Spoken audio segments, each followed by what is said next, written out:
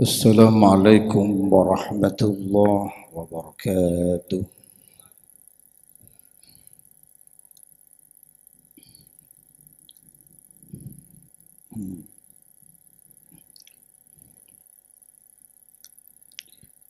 أعوذ بالله من الشيطان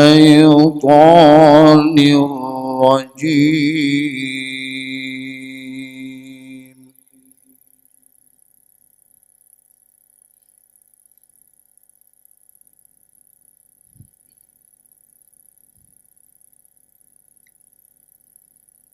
بسم الله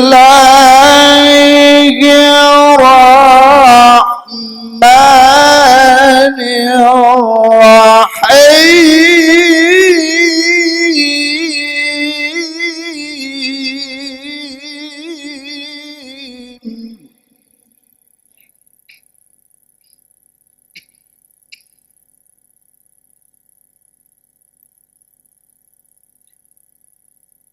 لقد صدق الله رسوله الرؤيا بالحق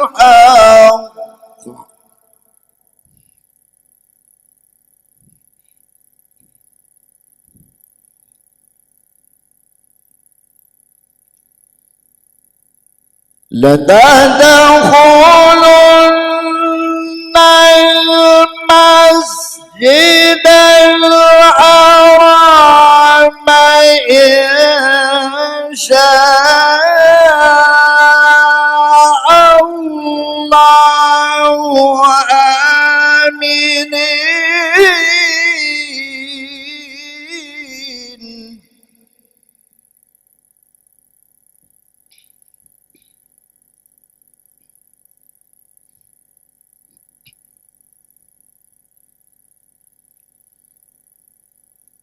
لقد صدق الله رسوله الرؤيا بالحق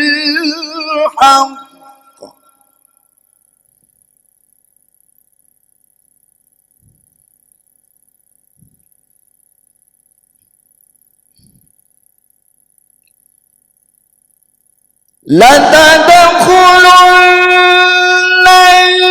المسجد الحرام إن شاء الله آمنين.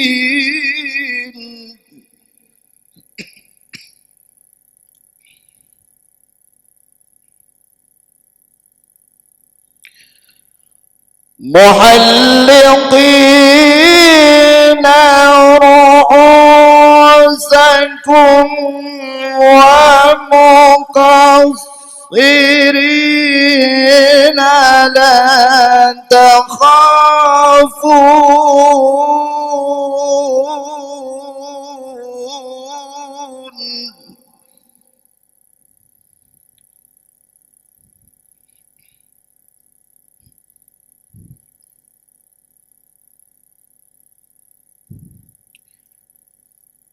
فعلم ما لم تعلموا فجعل من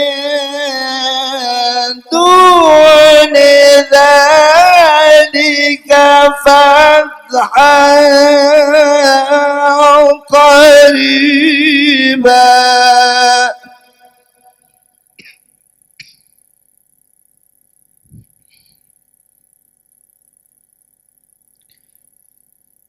بسم الله الرحمن الرحيم.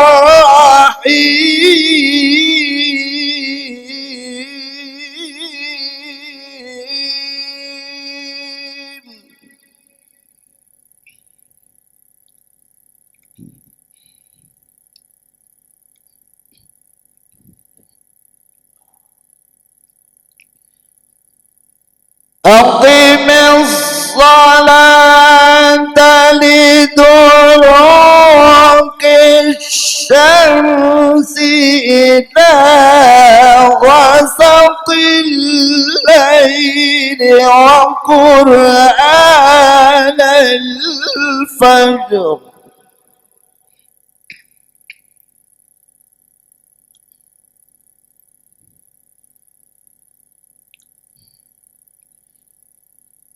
إن قرآن الفجر كان مشهودا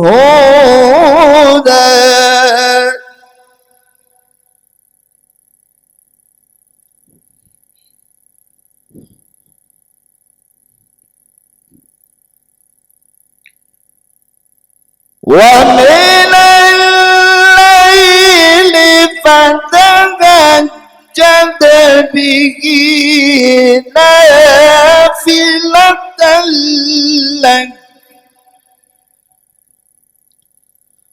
عسى أن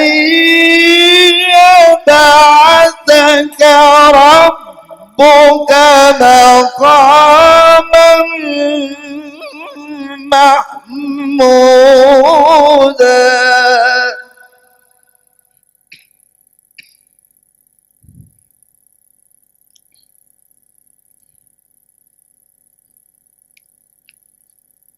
بسم الله الرحمن الرحيم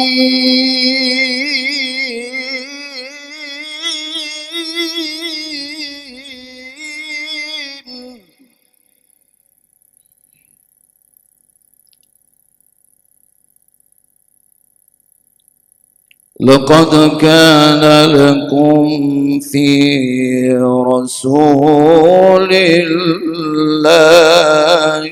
أسوة حسنة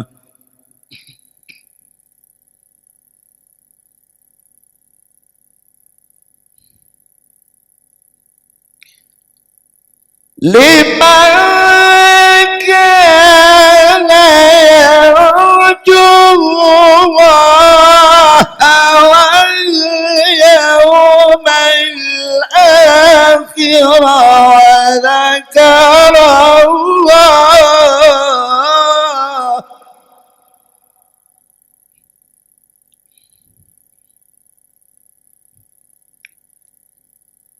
لمن كان يرجو الله واليوم الآخر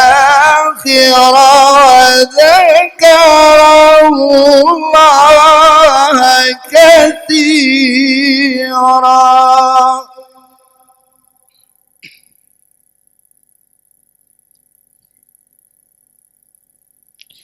لمن كان يرجو الله واليوم الآخر وذكر الله كثيرا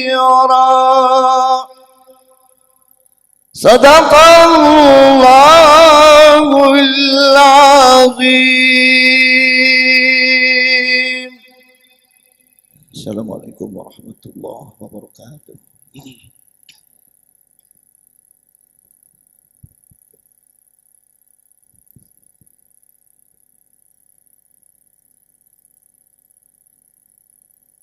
Alhamdulillah, serasa damai dalam kalbu kita setelah kita mendengarkan lantunan ayat-ayat suci Al-Quran.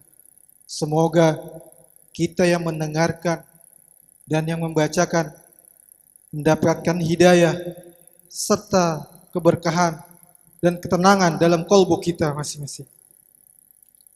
Untuk acara selanjutnya yaitu ceramah agama yang insyaallah akan disampaikan oleh guru kita, yang insyaallah disampaikan oleh Profesor Dr. Haji Rusli SAG, Master Social and Science. Waktu dan tempat kami persilakan. Allahumma sholli wa sallim wa barik alaihi.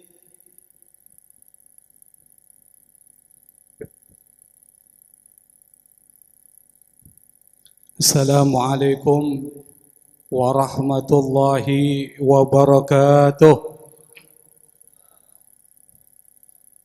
Alhamdulillah wassalatu wassalamu ala sayyidina Muhammad Rasulillah wa ala alihi wa sahbihi wa mawala wa la hawla wa la quwata illa billah, amma ba'd.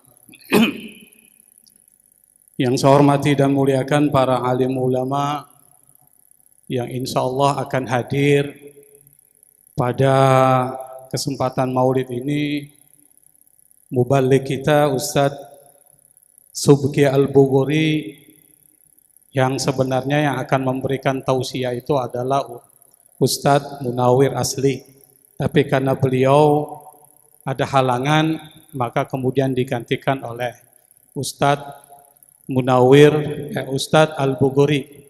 Jadi Ustadz Al-Bughuri ini penceramah utama. Kalau ibarat makanan, beliau ini kita ibaratkan seperti makanan utamanya. Sementara saya cuma penceramah pendamping saja. Berarti seperti lalapan. Yang namanya lalapan kan kurang enak. Apalagi saya tadi disebut dengan gelar yang begitu panjang, profesor. Kalau profesor itu ahlan wa sahlan wa marhaban. Iya, siapa itu? Iya. Ahlan wa sahlan wa marhaban bikum ya ustadzana Ustadz Muhammad Subki Al-Bughuri. Alhamdulillah ustadz kita, penceramah utama kita sudah hadir. Mungkin saya nggak akan panjang ini. Saya nggak akan bicara panjang, sedikit saja sebagai pengantar muqaddimah. Nanti semua akan diselesaikan oleh guru kita, oleh Ustadz Muhammad Subki Al-Bughuri. Saya katakan kalau ibarat makanan, ini makanan menu utama. Saya cuma lalapan saja Ustadz. Yang namanya lalapan itu kan kadang enak, kadang tidak enak, tergantung dari siapa yang memakan. Apalagi saya disebutkan tadi profesor. Profesor itu gelar akademik di perguruan tinggi. Kalau di kampung itu bukan profesor, provokator Pak. Karena sama prof dan prof. Dan biasanya kalau guru besar itu ceramah, biasanya banyak yang ngantuk. Makanya teman saya bilang, lebih hebat sopir Metro Mini ketimbang guru besar suruh ceramah. Terus saya tanya kenapa? Kalau sopir Metro Mini, kalau seandainya dia nyupir ugal-ugalan, itu penumpangnya di belakang itu pada berdoa jadi ingat Allah katanya. Tapi kalau guru besar disuruh ceramah, biasanya jamaahnya pada tidur sehingga lupa Allah katanya. Maka katanya lebih hebat supir Metro Mini ketimbang profesor disuruh ceramah. Tapi karena saya dipaksa ceramah oleh ketua DKM, mau tidak mau saya sedikit beri tausiah. Saya akan memberikan sedikit tausiah terkait dengan persoalan maulid. Jadi sekarang ini kan kita masuk tahun politik Pak ya. Nanti akan dijelaskan Ustaz Subki. Biasanya kalau masuk tahun politik itu kullu hizbin bima ladaihim farihun. Biasanya masing-masing bangga terhadap kelompoknya. Dan biasanya setiap datang tahun politik, tahun 2024 ada pemilihan presiden, itu biasanya terbelah umat Islam. Terbelah umat Islam, ada yang mendukung A, ada yang mendukung G, ada yang mendukung P. Jadi AGP. Ada yang dukung Anies, ada yang dukung Ganjar, ada yang dukung Prabowo. Itu masing-masing pilihan kita, masing-masing pilihan. Dan biasanya masing-masing itu dengan pilihannya bangga. Saking bangganya, maka dia kemudian merendahkan pilihan yang lain. Biasanya begitu. Dan biasanya juga itu menyebarkan berita-berita bohong tentang orang yang dibencinya. Itu biasanya begitu. Sehingga antara umat Islam itu terjadi ketegangan, terjadi konflik. Maulid Nabi Muhammad sallallahu alaihi wasallam itu diselenggarakan oleh kita, tujuannya adalah untuk meneladani dan mencintai Nabi Muhammad sallallahu alaihi wasallam. Untuk mencintai Nabi berarti menaati apa yang diajarkan oleh Nabi Muhammad sallallahu alaihi wasallam. Nah, pada saat menghadapi tahun politik seperti ini, maka kita kembali kepada ajaran Nabi Muhammad sallallahu alaihi wasallam, apa? Perkuat persaudaraan di antara kita. Perkuat persaudaraan di antara kita, memperkuat ukhuwah Islamiyah supaya kita tidak terpecah. Supaya jangan sampai kebanggaan kita, kecintaan kita kepada paslon itu membuat kita terpecah. Jangan. Kenapa? Terlalu kecil. Kita terpecah belah karena urusan persoalan pemilihan presiden. Maka salah satu cara supaya kita bisa bersatu, memperkuat persaudaraan kita, maka yang pertama adalah kita hilangkan sifat dengki yang ada di dalam diri kita. Itu hilangkan. Kenapa sifat dengki harus hilang dari diri kita? Yang pertama, karena banyak umat Islam itu terpecah belah karena persoalan ini, iri hati dan dengki. Bahkan orang-orang Yahudi, kenapa mereka tidak bisa menerima Nabi Muhammad sallallahu alaihi wasallam? Karena alasannya adalah hasadan min indi anfusihim, karena sifat dengki dan iri hati yang ada di dalam hati orang-orang Yahudi. Padahal kata Allah, mereka mengenal Nabi Muhammad sallallahu alaihi wasallam itu seperti mengenal anak-anak mereka sendiri. Itu digambarkan oleh Allah. Ya'rifunahu kama ya'rifuna abna'ahum. Mereka mengenal Allah sama seperti mereka mengenal anak-anak sendiri. Coba kalau kita punya anak, kira-kira kita kenal benar nggak tuh anak kita, Pak? Kenal nggak, Pak? Kenal. Orang-orang Yahudi Bani Israel itu mengenal Nabi Muhammad SAW itu seperti mengenali anak-anak mereka sendiri. Tapi kenapa mereka tidak mau beriman? Kata Allah, hasadan min indi anfusihim, karena ada sifat iri hati dan dengki yang ada di dalam hati mereka. Makanya menghilangkan sifat hasad ini penting. Jadi ada seorang, pada saat ketika Nabi Muhammad sallallahu alaihi wasallam berkumpul dengan para sahabat, tiba-tiba Nabi bilang, nanti dari lorong ini akan muncul seorang penghuni surga. Kata Nabi, tiba-tiba muncul seorang yang sangat sederhana, habis berwudu memegang sepasang sendalnya. Pada kesempatan yang lain Nabi pernah mengatakan hal yang sama, akan keluar dari lorong ini seorang penghuni surga. Muncul orang yang sama. Pada kali ketiga, kesempatan yang ketiga, Nabi mengatakan akan muncul seorang penghuni surga. Ternyata muncul orang yang sama. Sampai seorang sahabat Nabi namanya Abdullah bin Amr bin As penasaran, kira-kira apa sih amalan orang ini sampai Nabi mengatakan beliau ini penghuni surga sebelum beliau meninggal dunia. Jadi belum meninggal Nabi sudah mengatakan penghuni surga. Diikutilah orang tersebut sampai rumahnya. Abdullah bin Amr bin As lalu minta izin kepada orang itu untuk tinggal di rumahnya, menginap selama 3 hari 3 malam. Alasannya karena dia ada masalah dengan orang tuanya. Orang itu pun mengiyakan. Tinggallah 3 hari 3 malam. Dia perhatikan apa sih amalan orang tersebut, sampai Nabi mengatakan dia adalah ahlul jannah, seorang penghuni surga. Selama 3 hari 3 malam tidak ada satu yang istimewa amalan yang ia lakukan. Sampai pada hari ketiga, di hari ketiga ini Abdullah bin Amr bin As dia mengatakan, wahai saudaraku, saya mohon maaf, sebenarnya nggak ada masalah saya dengan orang tua saya menginap di sini hanya ingin tahu apa sih amalanmu sampai Nabi Muhammad sallallahu alaihi wasallam mengatakan engkau sebagai penghuni surga. Apa kata orang itu? Seperti yang kau lihat, tidak ada yang istimewa dari amalan yang aku lakukan dibandingkan dengan sahabat-sahabat Rasulullah sallallahu alaihi wasallam. Saya sholat tahajud cuma 2 rakaat. Saya zikir seadanya. Tidak ada sesuatu yang istimewa, tapi ada satu amalan yang saya lakukan, bahwa saya tidak pernah iri hati dan dengki dengan nikmat yang diberikan oleh Allah kepada saudara-saudara saya. Oh, ternyata ini, kata Abdullah bin Amr bin As, yang membuat orang tersebut menjadi penghuni surga padahal beliau belum meninggal dunia. Sifat hasad.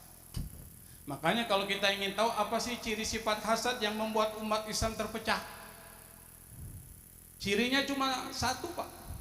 Senang kalau orang susah, susah kalau orang senang. Jadi kalau ada orang dapat nikmat, kita yang susah. Kalau ada orang kena bencana, kita yang senang. Itu namanya hasad.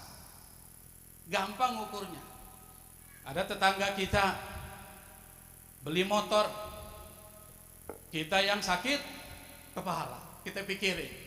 Mungkin dia kerjanya pemikir kali, dia pikirin jadi sakit kepala. 2 bulan berikutnya dia beli mobil, hipertensi, Pak, naik darahnya, tekanan darahnya naik. Tiba-tiba dia dapat rezeki, dia beli rumah yang baru dari rumah yang sebelumnya. Tetangganya kena stroke. Kenapa? Dia pikirin. Ternyata yang terakhir tetangganya itu kawin lagi, Pak. Kawin lagi. Mati dia. Kenapa? Karena hasad.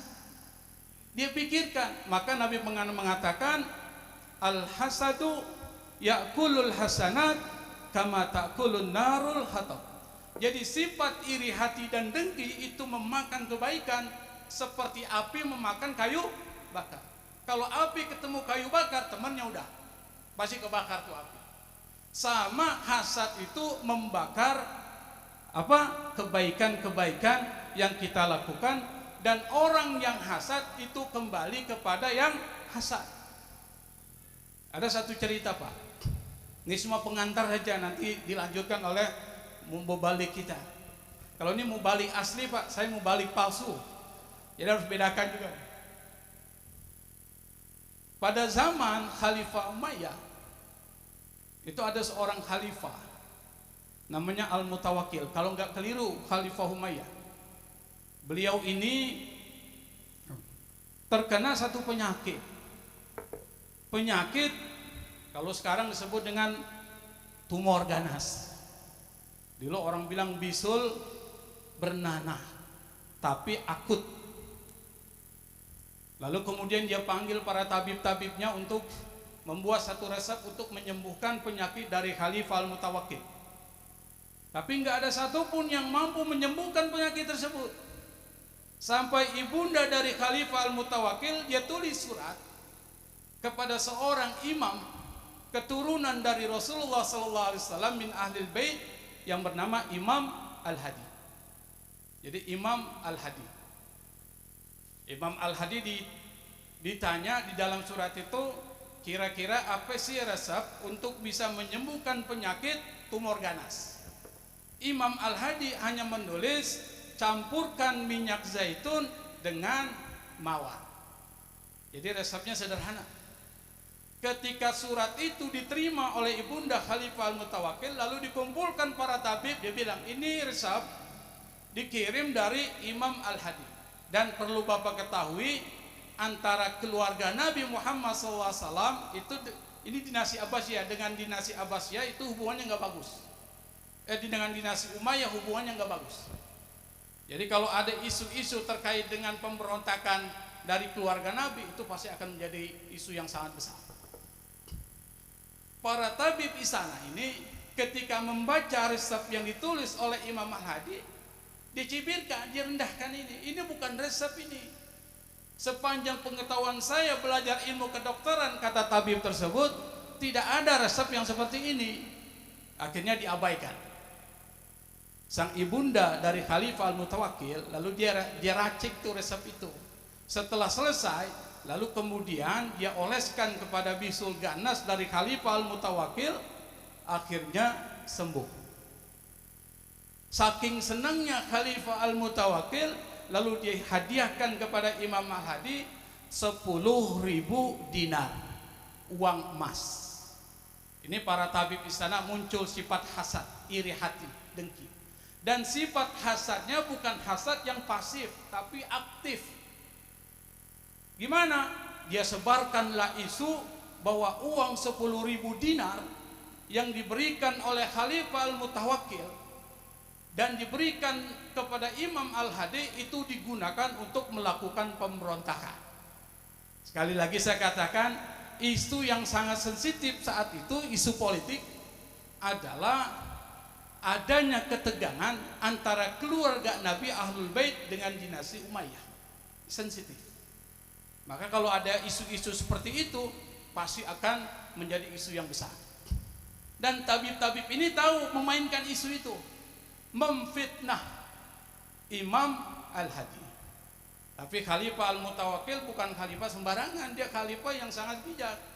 Dia tidak langsung terima, itu yang disebut dengan tabayun. Jadi salah satu akhlak muslim kalau terima informasi itu adalah fatabayyan, cek dulu. Nanti ini akan relevan dengan konteks politik kita, Pak. Kalau ada informasi yang datang kepada kita tentang seseorang, siapapun dia, cek dulu. Jangan langsung terima. Akhirnya Khalifah Mutawakkil kirim jasus, kirim intel. Kata Khalifah, wahai intel, pergilah engkau ke rumah Imam Al-Hadi, coba cek apakah betul apa yang dikatakan para tabib-tabib istana itu. Pergilah dia. Pada saat sampai ke rumah Imam Al-Hadi, dia bingung mau mulai dari mana ini. Akhirnya dia putuskan mulai dari atap, dari loteng. Imam Al-Hadi lagi berada di dalam rumah. Tiba-tiba Imam Al-Hadi mengatakan, wahai fulan, turunlah dari loteng, masuklah ke dalam rumah, cek apa yang engkau cari tersebut, silahkan dicari. Orang ini, intel ini kaget, dari mana Imam Al-Hadi tahu kalau dia berada di atas loteng, dan dia tahu apa maksudnya. Karena Imam Al-Hadi adalah wali min awliyaillah, dia salah seorang wali Allah. Kalau wali Allah pasti akan dikasih tahu oleh Allah. Turunlah dia, masuk ke dalam rumah, dia cari, ternyata uang 10.000 dinar itu masih utuh dan tidak ada persenjataan seperti yang dituduhkan para tabib istana kepada Imam Al-Hadi. Pulanglah jasus ini, intel ini, lapor kepada Khalifah Mutawakkil. Ya Khalifah, apa yang dituduhkan para tabib istana itu semuanya adalah bohong, dusta. Khalifah marah. Lalu dikumpulkan para tabib istana itu yang sudah menyebarkan hoax, menyebarkan fitnah kepada Imam Al-Hadi, lalu semuanya dipotong kepalanya satu persatu. Kenapa? Orang yang hasad, iri hati dan dengki kepada orang lain, itu akan kembali kepada dia dan tidak akan kembali kepada orang yang dihasad. Maka sifat ini harus dihilangkan, karena sifat ini mengganggu persatuan dan persaudaraan umat Islam. Yang kedua, saya dibisiki oleh Haji Ali nih, ketua Nazir, jangan lama-lama. Ini kalau yang ngomong Dewan Nazir, saya nggak bisa bilang tidak. Sami'na wa ata'na, bukan sami'na wa asoina, bukan. Sami'na wa ata'na.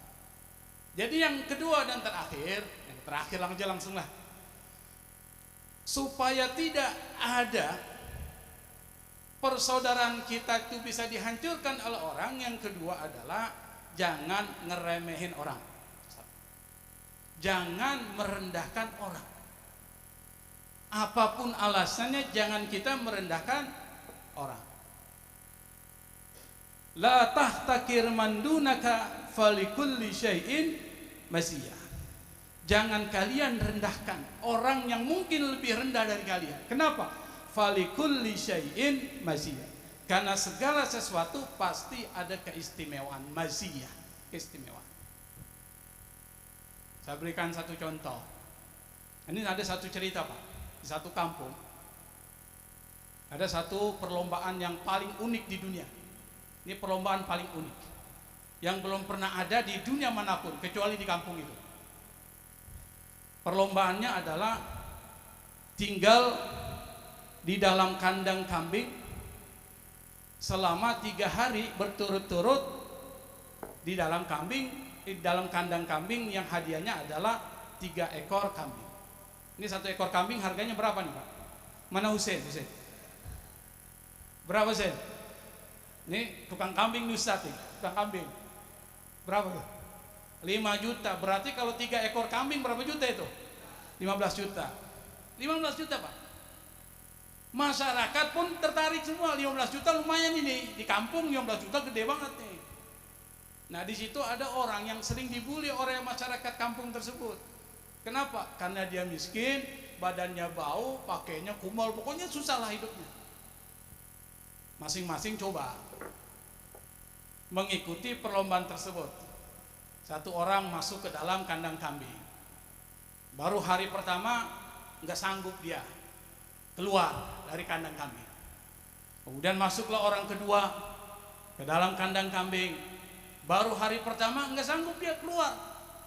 Hari ketiga, peserta yang ketiga masuk masih bisa bertahan hari 1. Pas hari kedua pagi harinya dia keluar nggak sanggup. Kenapa? Kandang kambing kira-kira bau nggak, Pak? Dan kambing itu ada sekitar 20 ekor kambing. Dan kambingnya nggak pernah dikasih mandi lagi. Kira-kira baunya seperti apa? Ada peserta yang terakhir. Yang peserta yang terakhir ini adalah orang miskin yang hidupnya pas-pasan, pakainya juga kumal, jarang mandi, baunya Masya Allah. Hah? Sama kambing. Pokoknya begitu. Orang kampung itu ngerendahin dia. Masuklah dia ke dalam kandang kambing. Menang ini 3 ekor kambing nih. 3 ekor kambing kan 15 juta, lumayan ini bisa mengubah nasib, takdir. Masuk dia. 1 hari masih tinggal, 2 hari, 3 hari masih bertahan. Sampai hari keempat dia belum keluar itu. Ini panitia bingung nih. Kenapa ini peserta terakhir belum keluar juga sampai hari keempat? Akhirnya dia cek. Pas dia cek ternyata kambingnya semua pada pingsan. Ternyata kambing itu nggak sanggup cium bau dari orang itu. Artinya apa? Orang itu punya kelebihan yang tidak dipunya oleh orang-orang biasa. Maka jangan kita rendahkan. La tahtakir mandunaka falikulli syai'in mazid. Kalau kepada orang biasa aja tidak boleh kita merendahkan, apalagi pada guru kita. Orang biasa jangan, apalagi guru-guru kita. Ada satu cerita, Pak. Jadi di Hadramaut, Pak, di Rubat Tarim, ada seorang santri.